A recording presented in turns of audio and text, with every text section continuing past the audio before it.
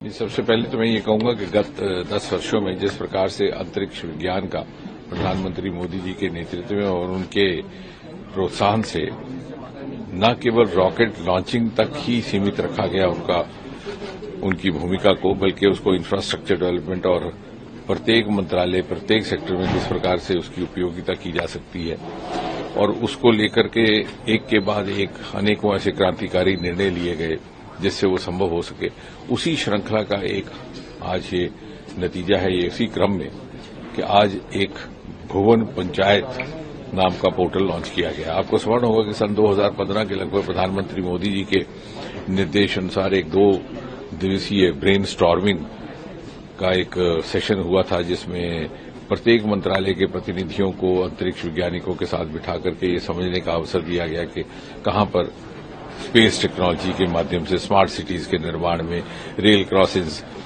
की सुरक्षा के लिए या रेल के हादसों को रोकने के लिए इत्यादि और बहुत सारे डिजिटल इंडिया में, टेलीमेडिसिन में किस प्रकार से उपयोग किया जा सकता है। और उसके उपरांत पिछले 2-3 वर्ष पहले एक नई स्पेस पॉलिसी लाई गई, जियो स्पेशल पॉलिसी लाई गई, जिसके अंतर्गत एक बड़ा ही महत्वपूर्ण कार्यक्रम शुरू किया गया, स्वामित्व योजना, जो अपने में एक अनोखा है।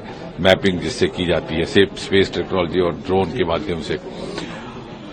और उसी क्रम को आगे बढ़ाते हुए आज ये भुवन पंचायत पोर्टल, अर्थात पंचायतों के स्तर पर जो ग्रामीण क्षेत्रों की लैंड मैपिंग है वो किस तरह से टेक्नोलॉजी के माध्यम से की जा सके। उससे पारदर्शिता भी आएगी, एक्यूरेसी भी आएगी और उसमें नागरिक की भागीदारी भी रहेगी। तो जिस तरह से इस सरकार की एक प्राथमिकता रही है कि गवर्नेंस में नागरिक की भागीदारी को जितना अधिक हो सके बढ़ाना, उसी दिशा में भी एक कदम रहेगा। यानी इस लोकतांत्रिक कड़ी का सबसे निचली पैदान है पंचायत।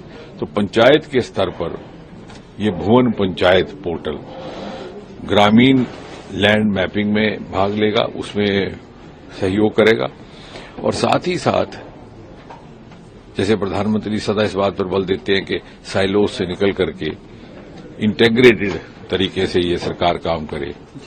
होल ऑफ गवर्नमेंट का कॉन्सेप्ट भी आपको आज यहां देखने को मिला। एक ही छत के नीचे इसरो विभाग के अधिकारी भी थे, पृथ्वी विज्ञान मंत्रालय के लोग भी थे, गृह मंत्रालय के भी, पंचायती राज विभाग के भी। तो 6, 7, 8 विभागों ने मिलकर के इस कार्यक्रम को सफल बनाने में अपना योगदान दिया। एक नया क्रांतिकारी कदम है। और दूसरा जो एक ऑप्शन लॉन्च किया गया, national database for disaster management, वो एक पैन इंडिया एक सूचना देने का माध्यम रहेगा नोडल डिपार्टमेंट्स के लिए।